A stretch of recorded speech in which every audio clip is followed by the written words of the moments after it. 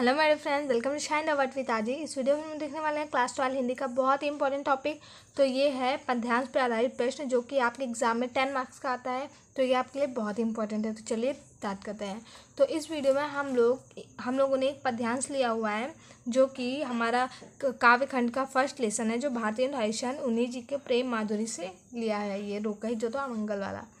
तो इसमें हम लोग इसका संदर्भ लिखेंगे और इसकी व्याख्या लिखेंगे। जो भी रेखांकित अंश इस पे है उसकी हम लोग को व्याख्या करनी है। तो चलिए स्टार्ट करते हैं। तो सबसे पहले हम लोग ये जो पद्यांश लिया है उसे पढ़ लेते हैं और उसे समझ लेते हैं। तो देखिए, रोकई जो तो अमंगल होए और प्रेम नसे जो कह पिए जाइए, जो कहे जाहू ना तो प्रभुता, जो कछु न कहे तो स्नेह नसाइए, जो हरिचंद कहे तुम रे बिनु जिहे न तो यह क्यों पति आइए, तासो पयान समय तुम रे हम का कहे यहाँ पे हमें समझाइए। तो ये जो पद्यांश है वो आपका जो क्लास 12 का पद्यांश मतलब कि काव्य खंड का फर्स्ट लेसन है, भारतेंदु हरिश्चंद्र प्रेम माधुरी, उसी से लिया गया है। तो इसका जो अर्थ हो जाएगा, यहाँ पे कहा जा रहा है कि एक गोपिका है, उसका जो पति है वो कहीं पे जा रहा है, कहीं परदेश वगैरह जा रहा है। तो समझ नहीं आ रहा होता है कि उसका पति बाहर जा रहा है तो वो उससे क्या कहे। तो यही बताया गया है, रोकई जो तो अमंगल होए और प्रेम नसे जो कहे पिए जाइए। मतलब कि वो कह रही है कि मैं अगर जो अपने पति को कहती हूँ कि आप मत जाइए, रुक जाइए, तो ये अमंगल होता है। मतलब कि ऐसा माना जाता है हमारे हिंदू धर्म में कि अगर जो कोई व्यक्ति कहीं जा रहा है, प्रस्थान कर रहा है, तो उसे पीछे से रोका या टोका नहीं जाता है। मतलब कि उसे कुछ नहीं कहा जाता है कि आप मत जाइए ऐसा वगैरह। तो ये बुरा माना जाता है। और प्रेम नशे जो कहे पिए जाइए, और मतलब कि कह रहे हैं अगर जो मैं आपसे कह देती हूँ कि आप चले जाइए तो फिर इससे मेरा जो प्रेम है वो नष्ट होता है। नेक्स्ट लाइन है, जो कहे जाऊँ ना तो प्रभुता, जो कछु ना कहे तो स्नेह नसाइए। मतलब कि अगर जो मैं आपसे कह दूँ कि जाओ तो ये भी नहीं अच्छा लगता, और अगर जो मैं आपसे कुछ भी नहीं कहती हूँ, मतलब कि एकदम मौन रहती हूँ, तो इससे जो मेरा स्नेह है वो आपके लिए कम पड़ जाएगा। मतलब कि आपको लगेगा कि मैं आपसे प्रेम ही नहीं करती हूँ। नेक्स्ट लाइन है, जो हरिचंद कहे तुम रे बिन जिहे न तो यह क्यों पति आई है। मतलब कि हरिचंद से यहाँ पे मतलब उनके पति से है कि मतलब कि गोपी कहती हैं कि अगर जो मैं अपने पति से ये कहती हूँ, मतलब कि मैं आपसे ये कहती हूँ कि मैं आपके बिना जी नहीं पाऊँगी, तो बताइए ये आप क्यों मानेंगे। क्यों? मतलब कि कोई भी किसी के लिए ऐसा तो होता नहीं, कोई किसी के लिए मर जाता है। तो यही चीज़ में बताई जा रही है। और लास्ट लाइन है वो है, तासो पयान सबे तुम रे हम का कहे आप हमें समझाइए। तो वो कहती है, तो मैंने आप सब कुछ आपके सामने प्रस्तुत कर दिया है कि उनके दिल में, मतलब उनके हृदय में कौन कौन सी आशंकाएं चल रही हैं, तो आप ही मुझे समझाइए कि मैं आपसे क्या कहूँ। तो ये पूरा पद्यांश यही था। तो चलिए हम लोग स्टार्ट करते हैं। तो सबसे पहले इस पद्यांश का हम लोग संदर्भ लिखेंगे। तो चलिए संदर्भ लिख लेते हैं। संदर्भ मतलब कि सभी पद्यांश का आपको एक जैसा लिखना है। सिर्फ आपको उसके राइटर का नेम और उस लेसन का नेम सिर्फ लर्न कर लेना, और बाकी संदर्भ सारा वही सेम होता है। तो चलिए देख लेते हैं। तो ये जो पद्यांश है वो किस लेसन से है, तो वो भारतेंदु हरिश्चंद्र फर्स्ट लेसन प्रेम माधुरी से लिया गया है। तो हम लोग इसमें ऐसे लिख सकते हैं कि प्रस्तुत पद्यांश भारतेंदु हरिश्चंद्र द्वारा रचित काव्य ग्रंथ भारतेंदु ग्रंथावली से हमारी पाठ्य पुस्तक में संकलित प्रेम माधुरी शीर्षक से लिया गया है।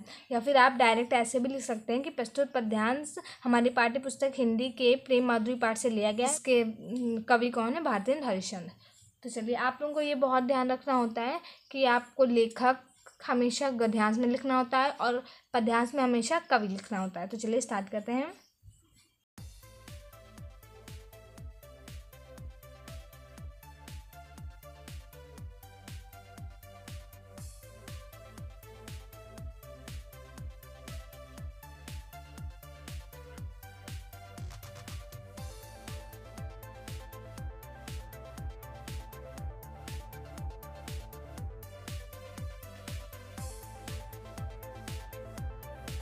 तो ये देखिए हमारा संदर्भ लिख चुका है। तो चलिए इसे एक बार पढ़ लेते हैं। प्रस्तुत पद्यांश भारतेंदु हरिश्चंद्र द्वारा रचित काव्य ग्रंथ भारतेंदु ग्रंथावली से हमारी पाठ्य पुस्तक से संकलित प्रेम माधुरी शीर्षक कविता से उद्गृत है।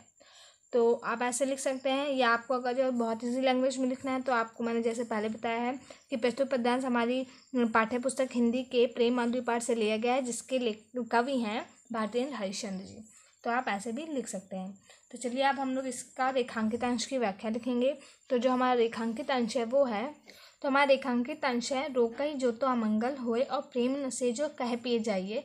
तो इसका अभी हमने अर्थ आपको बताया था कि अगर जो मतलब कि एक गोपिका के पति जो है वो परदेश जा रहे हैं और अगर वो उनसे मतलब कि कहना चाहती है, कुछ कहना चाहती है, लेकिन वो क्या कहे, तो वो इस संकट में है, तो वो ऐसा कहती है कि मैं अगर जो आपको रोकती हूँ, पीछे से टोकती हूँ, तो ये अमंगल होता है। जो मैं आपसे ये कहती हूँ कि आप चले जाइए, तो इससे मेरा जो प्रेम है वो नष्ट हो रहा है। तो बस हमें यही वाला जो अर्थ है उसका वो इसमें लिखना है। तो चलिए स्टार्ट करते हैं।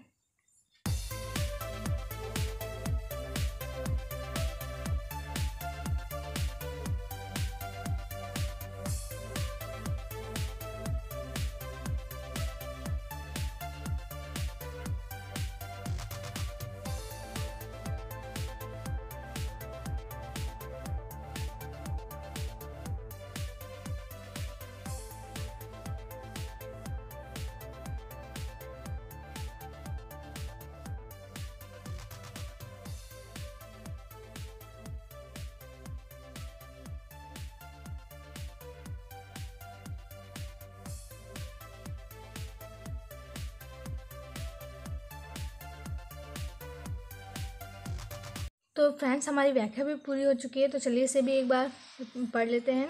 प्रस्तुत पंक्ति में गोपिका परदेश गमन के लिए प्रस्थान करने वाले अपने पति से चतुरतापूर्वक अभिव्यक्त करती है कि यदि मैं आपको परदेश जाने से रोकती हूँ तो अमंगल होगा, और यदि मैं कहती हूँ प्लीज जाओ तो मेरे प्रेम का नाश होगा। अर्थात इससे आप यही समझोगे कि आपके लिए मेरे हृदय में प्रेम ही नहीं है। तो हमारी ये जो पंक्ति थी पहली, उसका यही अर्थ है। तो आपके एग्ज़ाम में इसी टाइप से पद्यांश आते हैं, उस पर रेखा ऐसे लाइन खींची होती है, आपको उसी की व्याख्या करनी होती है, और शायद कभी कभी क्वेश्चन भी पूछ लिए जाते हैं इसी से रिलेटेड, तो आप उसे भी लिख सकते हैं। तो अगर जो आपको ये वीडियो अच्छी लगी हो तो प्लीज़ से लाइक करिए, मेरे चैनल को सब्सक्राइब कर दीजिए, बेल आइकन भी प्रेस कर दीजिए। Thank you. मिलते हैं हमारे नेक्स्ट वीडियो में।